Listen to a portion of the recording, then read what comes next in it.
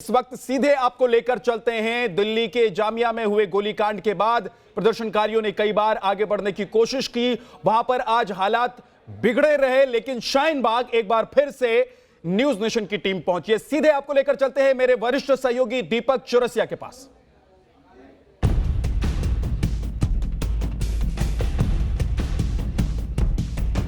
प्रिया, शाहीन बाग के news nation के इस खास कार्यक्रम में आपका एक बार फिर स्वागत है। मैं आपको यह कह दूं कि कल ये दिखाया गया कि न्यूज नेशन यहां पर आया था। न्यूज नेशन ने दो बार आपको बताया, एक बार मैं अकेला आया था और एक बार मैं जी न्यूज की टीम के साथ आया था। तब ये कहा गया था कि हम आपसे बात नहीं करेंगे। कल चूंकि शाहीन बाग के लोगों ने कई सारे मीडिया चैनल्स को बुलाया, उनसे बातचीत की। चूंकि कल मैं दिल्ली से बाहर था इसलिए यहां पर नहीं पहुंच सका, इसलिए मैं आज यहां पर पहुंचा हूं। ये तमाम जो मेरे साथी भाई हैं, प्रदर्शनकारी हैं, वो लगातार टेलीविजन मॉनिटरिंग करते हैं और मेरी उनसे गुजारिश है कि मैं अंदर आकर उनसे उनकी बात सुनना चाहता हूं, उनसे बातचीत करना चाहता हूं, उनके दर्द को देश के सामने बताना चाहता हूं।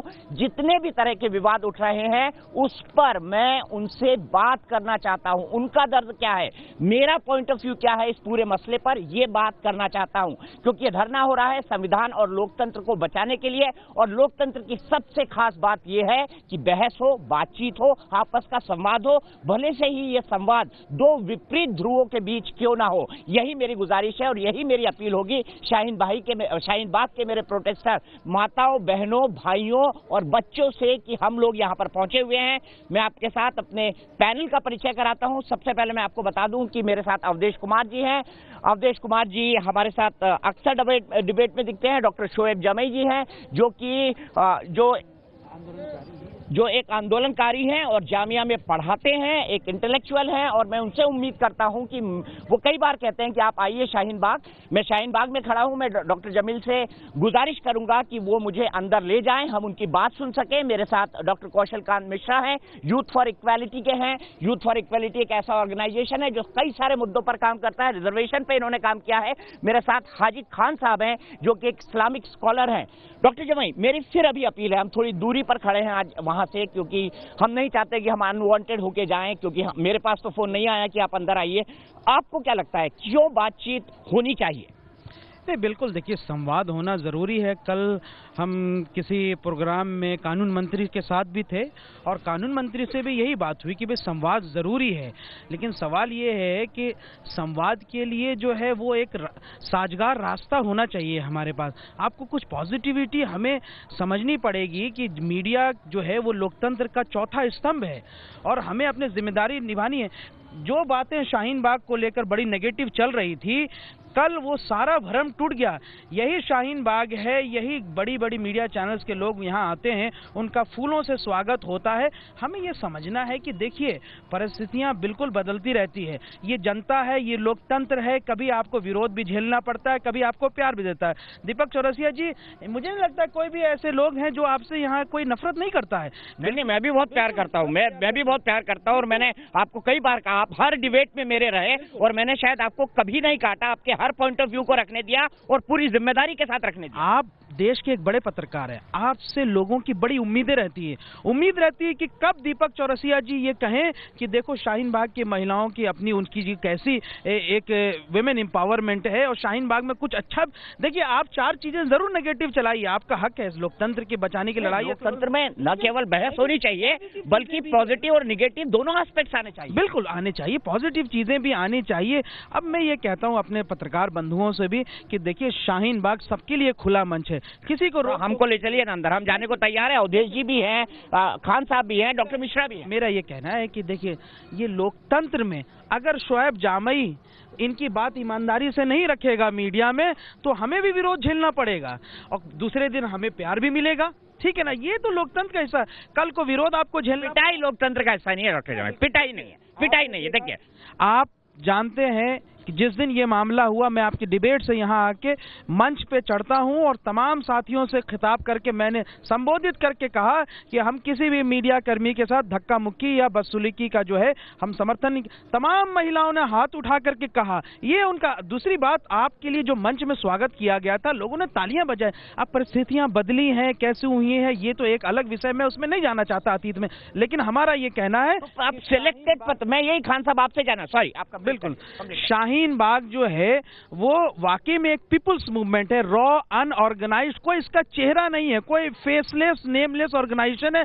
यहाँ पर जो है विरोध भी झेलेंगे, वो आपकी मोहब्बत में है और आपको गले भी लगाया जाएगा तो आपसे उम्मीदों पर है, इसमें हमें बुरा नहीं मानना चाहिए। पिटाई भी मोहब्बत से कर दी, मुझे वो कबूल नहीं है। खान साहब, मैं आपसे जानना चाहूंगा, मैं आपसे अपील करता हूं कि आप इस आंदोलन के बड़े हैं, आंदोलन के प्रदर्शनकारियों में शामिल है। मैं नेतृत्व तो किसी का नहीं कहूंगा, मैं ये कहूंगा कि आप इन तमाम लोगों में शामिल है। हमारी ये अपील है कि हम अंदर जाना चाहते हैं, हमारे भाइयों से बात करना चाहते हैं। देखिए, आप जैसे जर्नलिस्ट को यह अधिकार दिया है देश के संविधान ने कि वो आपकी यहाँ जनता से जाके बात करे। इस आंदोलनकारियों की, ये हमारे देश के हैं, आप भी हमारे देश के हैं, कि मैं ये कहूँगा आपके लिए और उनके लिए कि लहू का रंग हल्का और गहरा हो भी सकता है, मगर ये एक जैसे हैं, मेरे आंसू तेरे आंसू। हम सब हिंदुस्तानी हैं और हिंदुस्तान में हमारे संविधान ने ये अधिकार दिया है हमें कि अगर हमें सरकार की कोई बात समझ में नहीं आ रही तो हम उसका विरोध करें। लेकिन इस जिम्मेदारी सरकार से, आपसे बड़ी जिम्मेदारी सरकार की बनती है कि सरकार के नुमाइंदों को 48 दिन हो गए यहाँ के बात करना चाहिए। ये कोई देशद्रोही लोग नहीं हैं, ये देश के टैक्स भी देते हैं, ये देश के साथ हैं भी, ये भारतीय हैं। और जब देश बटा था तो हम बाई चॉइस हिंदुस्तानी थे, हम बाई फोर्स नहीं थे। हमने इस देश जिना की आवाज़ को हमने ललकार दिया था, मना कर दिया था, और हमने गांधी, नेहरू, जो अब्दुल कलाम आज़ाद जो दिल्ली की जामा मस्जिद से आवाज़ लगा रहे थे, हम उनकी आवाज़ पर हिंदुस्तान में लगे रुके। और ये देश सारे लोगों का है। मैं अभी भी अपील करता हूं कि अगर हम बात करना चाहते हैं अंदर जाके, हम आपकी निष्ठा का उल्लंघन नहीं करेंगे, हम थोड़ी दूरी पर खड़े हुए हैं। मेरी दिल खोल के अभी भी मेरे शाहीन बाग के माताओं, बहनों, भाइयों से अपील है कि मुझे बात करें। डॉक्टर जमाई, आपने बहुत लंबी बात कह ली, मुझे डॉक्टर मिश्रा के पास भी जाना है। 1 मिनट, मुझे डॉक्टर मिश्रा जी के पास भी जाना है।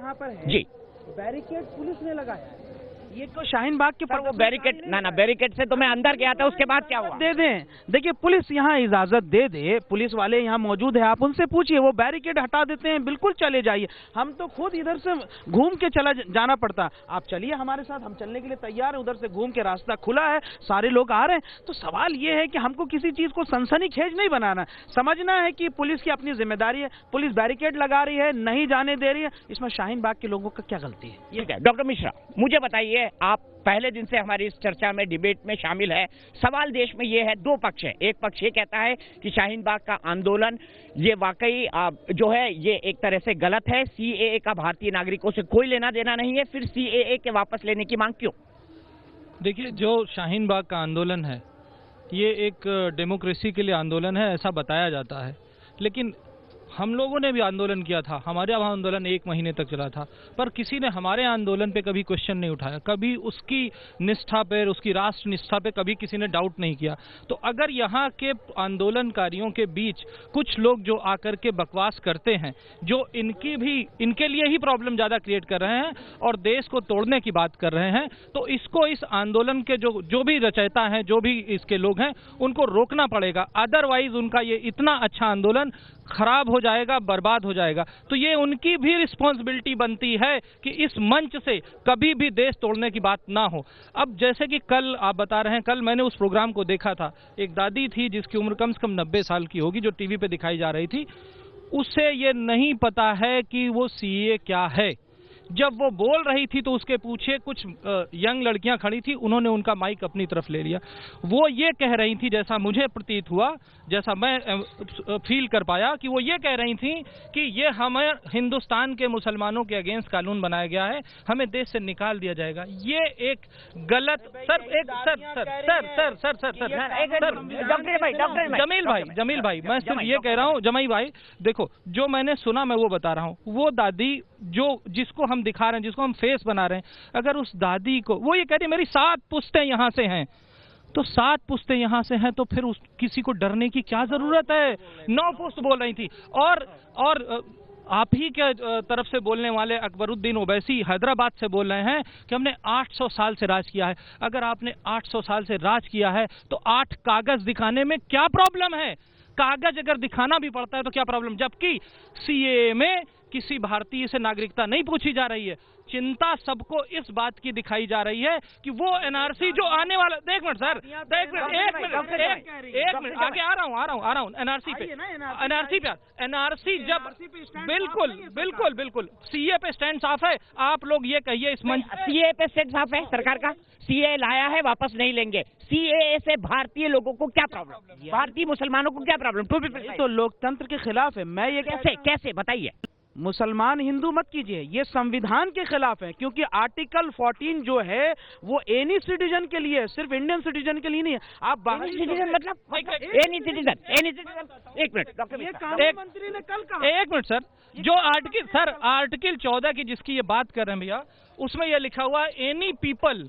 यस, वो सिटीजन के लिए नहीं है, लेकिन उसी में अगर हम जब देश की बात करते हैं तो हमें डिफरेंशिएट करना पड़ेगा कि पीपल कौन है, और उसमें कॉन्स्टिट्यूशन में ये राइट दिया गया है कि आप उसको सेगमेंट के अकॉर्डिंग करते हैं, सेपरेट करते हैं। इसका एग्जांपल मैं बताता हूँ सर।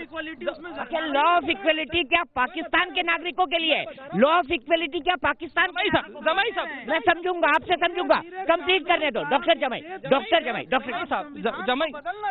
साहब, जैसे कि 2/3 मेजोरिटी लगती है, नहीं है वो सरकार। दीपक जी, जैसे नहीं कर सकती सरकार वो। जैसे कि आर्टिकल 14 में सबके लिए लिखा गया है इक्वलिटी, लेकिन उसी के नीचे आर्टिकल 15 में लिखा गया है कि हम अगर जरूरत है तो अपने दलित भाइयों, अपने ओबीसी भाइयों के लिए रिजर्वेशन का प्रावधान देते हैं। वही 14 के अगेंस्ट 15 आ जाता है। अगर हम उसकी बात करते हैं तो कॉन्स्टिट्यूशन सही रहता है। अगर हम जैसे ही यहाँ पे आती है और एक तो एनआरसी आया है देश में, दीपक जी आया, एक मिनट जवाब दीजिए, एनआरसी आया है देश में? नहीं, एनआरसी पर भी आ जाएंगे। ऐसा है कि दीपक जी, हम लोग इस समय हम लोग यहाँ तो इसलिए आए थे कि हम लोग अंदर जाएं, लोगों से बातचीत करें, और उनको अगर हमारा विरोध भी करना है, क्योंकि हम लोग तो ऐसे समाज से आए हैं, और आप भी किया है कि एक तरफ पूरा विरोध में नारा लगा रहा है और सहने की आदत है। एक सेकंड, हम लोगों को सहने और झेलने की, हम लोगों को सहने। सारे लोग शाहीन बाग से जुड़े में हैं, शुरू से जुड़े में हैं, आंदोलनकारी भी हैं। मैं आपको ऑन रिकॉर्ड लाइव यहाँ बताता हूँ। ले चलिए ना अंदर डॉक्टर जमाई ले चलिए, अंदर ले चलिए ना, अंदर ले चलिए, आइए चलिए, अंदर चलिए, अंदर चलिए डॉक्टर जमाई। आप ये एश्योर करिए कि कोई भाई, आप लोग हम बताएंगे आपको कैसे। आप लोग सब शाहीन बाग के आंदोलनकारी हैं, जुड़े में हैं। कोई नेता नहीं है, कोई लीडर नहीं है, इसलिए आप जो अपना प्रोग्राम कर रहे हैं वो यहीं करें। वहाँ परमिशन को लेने के लिए आपको पहले से वहाँ अनाउंस कराना चाहिए था। डॉक्टर जमाई आंदोलनकारियों का, ये एक आम आदमी है, ये शाहीन बाग से जुड़े हुए हैं सारे लोग। देखिए, आपसे बात करना चाहते हैं कि नहीं करते? मैं तो हम लोग आलोचना नहीं कर रहे हैं, आप इसको डिप्लोमेटिक मत लीजिए। ऐसा है कि यहाँ के लोगों को हमारा विरोध करने का अधिकार है, ये तो हम कह ही रहे हैं, लेकिन जैसे हम आपका मत सुनते हैं वैसे हमारा भी मत आप सुन लीजिए। ये है, हम आपस में बहस करें। देखिए, मैं एक चीज हाथ जोड़ के, सुनिए शोएब जमाई, मैं एक चीज हाथ जोड़ करके पूछता हूँ कि पाकिस्तान से लुटे हुए, पिटे हुए, इज्जत गमाए हुए, अपनी बहू बेटी का इज्जत गमा के 40-50 सालों से जो लोग इस देश में आए हैं, उनको नागरिकता मिल रही है, उसका इतना विरोध करके आप क्या पालेंगे? सवाल तो मैं ये कर रहा हूँ, यही गड़बड़ है साहब। पाकिस्तान से आए हुए किसी भी परसिक्यूटेड माइनॉरिटीज का विरोध नहीं है। तो किस चीज का विरोध है, किस चीज का धरना है? क्यों कह रहे सीए वापस लो, क्यों कह रहे सीए वापस लो? इस देश में पहले से भी परंपरा रही है, according to the chartered citizenship chartered act जो 1955 का, हम पहले से भी कई नागरिकों को देते हैं, लेकिन सीएए जो है वो आर्टिकल 14 का उल्लंघन है। आप बिना इस कानून से बात करें, 143 मामले सुप्रीम कोर्ट के अंदर है। देखिए, संविधान का फैसला सुप्रीम कोर्ट कर देगा। 143 मामले हैं, सुप्रीम कोर्ट ने सुनवाई शुरू कर दिया है। अगर सुप्रीम कोर्ट ने सुनवाई शुरू कर दिया है तो उस पर विश्वास रखिए संविधान के। ठीक है, डॉक्टर मिश्रा ये कह रहे हैं आर्टिकल 14 का उल्लंघन है। कैसे ये आर्टिकल 14 का उल्लंघन है, समझाइए। सुन लेता है। हम लोग यहाँ लड़ते रहेंगे और ये डिबेट होती रहेगी कि आर्टिकल 14 का उल्लंघन है या नहीं है। उसकी जो सबसे बड़ी संस्था पूरे इस डेमोक्रेसी का पिलर है सुप्रीम। सर सुन लीजिए, एक मिनट सर कंप्लीट करने दीजिए ना सर, कंप्लीट करने दीजिए। हम तो ये कह रहे हैं, जो आपने अभी जमाई साहब ने ये बात की कि आर्टिकल 14 का उल्लंघन है, उसके लिए केवल एक ही संस्था है जो ये डिसाइड करेगी कि आर्टिकल 14 का वायलेशन है या नहीं है। सर अगर आर्टिकल 14 का वायलेशन है, 143 पिटीशन सुप्रीम कोर्ट में है, आपकी सारी बात रखी जा रही है, तो उसमें इस तरह से वायलेंट प्रोटेस्ट की जरूरत नहीं है। और मैं ये नहीं कह रहा हूँ यहाँ पे कोई आसाम में माननीय प्रधानमंत्री के 2 प्रोग्राम कैंसिल हो गए, इसी के खिलाफ हो गए ना। एक आदमी बात करे, आज 48 दिन हो गए। डॉक्टर जी भाई कंप्लीट करने दीजिए, कंप्लीट करने दीजिए। सर शाहीन बाग एक अपने आप में एग्जाम्पल वाला प्रोटेस्ट है, लेकिन मैं मानता हूँ, लेकिन महिलाओं की बेइज्जती हो रही है। डॉक्टर जमाई, डॉक्टर प्लीज एंकर मत बनिए, ठीक है। अगर यहाँ का प्रोटेस्ट पूरे देश में फैल रहा है तो ये आपकी ज्यादा रिस्पॉन्सिबिलिटी बनती है कि यहाँ पे किसी तरीके का अनकॉन्स्टिट्यूशनल काम ना हो पाए। जिस तरीके से उस दिन दीपक जी के साथ मारपीट हुई थी, वो कॉन्स्टिट्यूशन पे एक तरह से हमला था, चौथे पिलर पे हमला था। तो अगर आप ये कहते हैं कि यहाँ पे कॉन्स्टिट्यूशन के लिए लड़ाई हो रही, तो आपको अपने गिराबान में दोबारा झांक के देखना चाहिए। अभी हमें सिर्फ ये बता दीजिए कि सीए 2014 31 दिसंबर 2014 के पहले जो सिटीजन आ चुके हैं उनके ऊपर लागू होता है। कंफ्यूजन ये मचा हुआ है, आधे लोगों को वहां ये नहीं पता कि ये आने वाले सिटीजन पे लागू नहीं होता है। क्या ठीक है, मैं बता दूं। अब क्या आप मुझे वो पॉइंट बताइए, पॉइंट बताइए जिसकी वजह से आप सीए का विरोध करें। एनआरसी इसके बाद बात करूंगा, पहले सीए खत्म करें। सीए क्लियर करेंगे। जब सीए का भारतीय मुसलमानों से कोई लेना देना नहीं, तो सीए के वापसी की मांग क्यों? एक ब्रेक के लिए रुक रहा हूँ मैं। शोएब जमाई साहब आपको वक्त देता हूँ, आप फोन कर लें। बिल्कुल करूंगा, बिल्कुल। आप कम बोलेंगे तो उनसे ज्यादा बात करूंगा। आप ज्यादा फुटेज खाते हैं डॉक्टर जमाई, मेरे प्रोग्राम की सबसे ज्यादा आप खाते हैं। ब्रेक के लिए रुकते हैं, ब्रेक तक मैं डॉक्टर जमाई से रिक्वेस्ट करूंगा कि वो बात करें अंदर, अगर हमको जाने की परमिशन मिलती है। हालांकि परमिशन लेने की मुझे भारत के संविधान के हिसाब से कोई जरूरत नहीं है। और यहाँ पर अभी एक आवाज उठी थी, ये लाइव कर रहे हैं कि नहीं? अगर लाइव नहीं कर रहे हैं तो इनको भगाओ। ये आवाज भी अवधेश जी इसको शांत कराने की कोशिश कर रहे थे। भाई साहब ऐसी बात हम ना करें तो बेहतर है, ज्यादा अच्छा है, क्योंकि मैं भी आपका भाई हूँ, आप भी मेरे भाई हैं, किसी में कोई अंतर नहीं है। ब्रेक के लिए रुकते हैं, फिर वापस आते हैं। दीपक जी कुछ तो कारण होगा।